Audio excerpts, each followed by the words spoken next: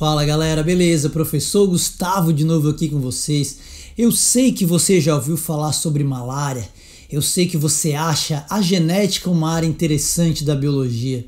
E eu sei que também você já estudou e conhece o lamentável período histórico que foi o período de escravidão aqui no Brasil.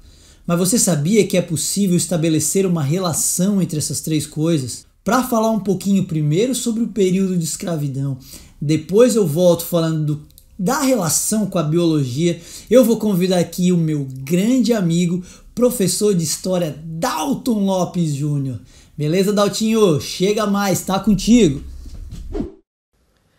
É isso aí, Gusta. A escravidão é um dos episódios mais lamentáveis da história da humanidade. Ela traz consequências para a nossa sociedade até hoje. No caso do Brasil, a escravidão ela começou já nos primeiros anos do período colonial. Vários seres humanos foram trazidos da África em navios negreiros, ou também conhecidos como tumbeiros, em situações extremamente precárias e com índice de mortalidade nessa travessia muito alto. Chegando no Brasil, a condição de vida era péssima. Além de trabalho forçado, má alimentação e uma série de castigos físicos, essas pessoas em situação de escravidão tinham que conviver com várias doenças que já existiam aqui no território brasileiro. Aqui vale ressaltar um ponto importante. Estudar essas doenças é uma tarefa muito complicada, até porque a gente tem mudanças de nomenclatura do período colonial para o período atual e também uma série de relatos de sintomas é um tanto quanto impreciso. Então é uma tarefa árdua entender quais eram essas doenças que eram consideradas problemáticas nesse período. Sabemos que uma dessas doenças é a malária. E como que a gente pode ter tanta certeza disso? Se é uma questão muito complicada de se entender. Porque a malária, galera, já era conhecida na Europa desde o período grego e romano. No caso africano, ela já era um problema muito sério para a população, principalmente na África subsaariana, que é da onde vem grande parte das pessoas submetidas à condição de escravidão aqui no Brasil. Então a malária ela passou a ser sim um problema de saúde aqui no Brasil colonial. Olha só que interessante, vários historiadores, pesquisadores da área da saúde, inclusive, estabelecem que a vinda da malária para o Brasil foi durante o século XVI e XIX. Pelo menos a versão mais mortal da malária.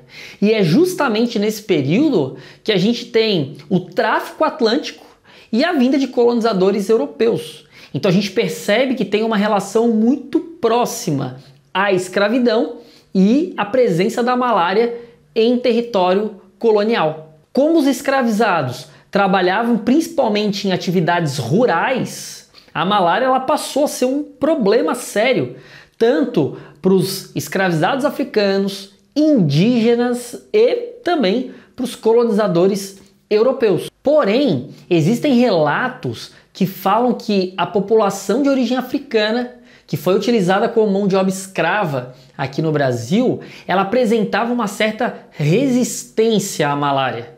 Eu não quero dizer que essa população não sofria dessa doença. Porém, a quantidade de mortes e a quantidade de pessoas que apresentavam os sintomas da malária dentro dessa população escravizada de origem africana era menor do que as pessoas que eram oriundas da Europa ou da própria população indígena que já habitava o Brasil e que começou a ter um contato maior com os colonizadores. Aí fica a pergunta, será que existe uma explicação biológica para a população de origem africana aqui no Brasil ter uma incidência menor do que outras populações, tanto de origem europeia como de origem indígena? Gustavo, essa pergunta aí é contigo, né?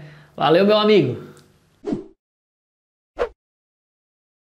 Claro que tem uma explicação biológica por trás disso, mas olha só que interessante, galera. Então, como vocês viram com o Dalton, algumas pessoas que viviam lá na África, elas eram naturalmente imunes ou mais resistentes à malária. Primeiro vamos falar rapidamente sobre a malária. Você deve lembrar, A malária é uma doença causada por um protozoário esporozoário do gênero Plasmodium. Existem algumas espécies desse protozoário de Plasmodium aí que causam a malária. A transmissão é pela picada de um mosquito que é conhecido popularmente como mosquito prego, que é o Anopheles. Então não é o Aedes aegypti, não confunda malária, por exemplo, com febre amarela, que é uma virose, que é por vírus, né? E aí alguns mosquitos ali, hemagogos, sabetes, até o próprio Aedes aegypti, malária é um protozoário. O que acontece é que esse protozoário, quando entra no corpo da pessoa, primeiro passa por um período ali no fígado, se reproduzindo nos hepatócitos, depois cai na corrente sanguínea porque o alvo final são as hemácias, os glóbulos vermelhos do sangue. É aí que está o lance, é aí que entra a genética. Você já deve ter ouvido falar também, mas se não ouviu, vai ouvir falar agora, que existe uma doença genética chamada de anemia falciforme. O que a anemia falciforme tem a ver com a malária, que tem a ver com esse período de escravidão e o que tem a ver com essas pessoas serem imunes ou mais resistentes à malária? Calma que eu vou explicar agora. O que acontece é o seguinte, essa tal anemia falciforme é uma doença genética hereditária. Nós temos no nosso DNA um gene com informação para a produção de uma proteína bem importante que fica localizada nas hemácias, que é a hemoglobina.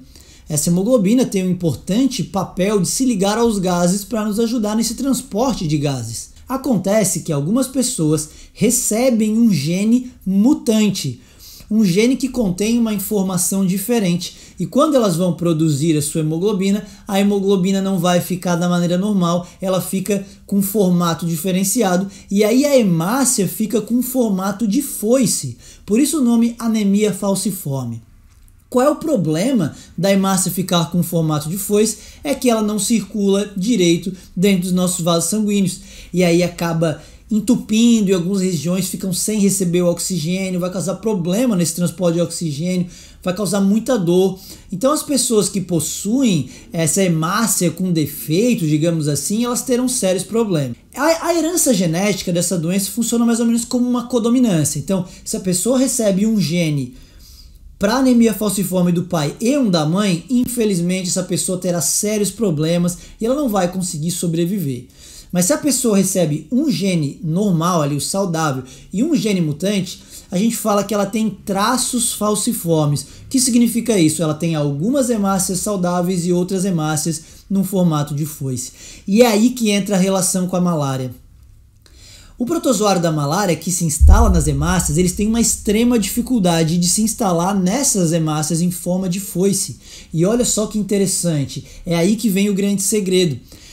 Na África, a malária é uma doença que mata muita gente todos os anos. Então, se a pessoa vive numa região com alta incidência de malária, ela ter algumas hemácias com defeito em forma de foice é uma vantagem. Então olha que interessante como a seleção natural vai atuar de maneira diferenciada. Então as pessoas que vivem em regiões com alta incidência de malária, que são portadoras desse traço falciforme, têm uma vantagem em relação a quem tem todas as hemácias normais. Essas pessoas com todas as hemácias normais são mais suscetíveis à malária, contraem mais malária e acabam morrendo. E aí a galera que tem esse traço falciforme não pega malária, ou se pega, os sintomas são bem mais brandos, sobrevive, se reproduz mais e aí pode passar esse gene mutante para os seus descendentes.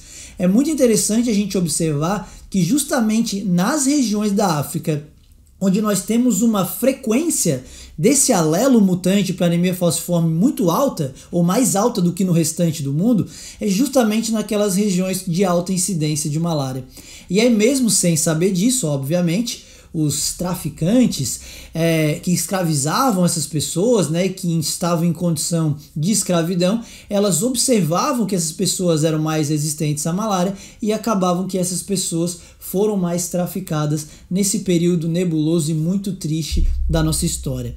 Mas olha como você pode estudar diversas áreas do conhecimento de maneira integrada. Não é interessante? Não fica bem mais interessante assim? Galera, então esse foi mais um Gusta Convida. Eu espero que vocês tenham gostado. Agradeço demais a participação do meu amigo professor Dalton. Quem não conhece ainda o trabalho do professor Dalton, esse magnífico trabalho, segue lá, vá lá se inscrever no canal História para Contar. Valeu, galera, foi um prazer mais uma vez, um grande abraço e até o próximo vídeo.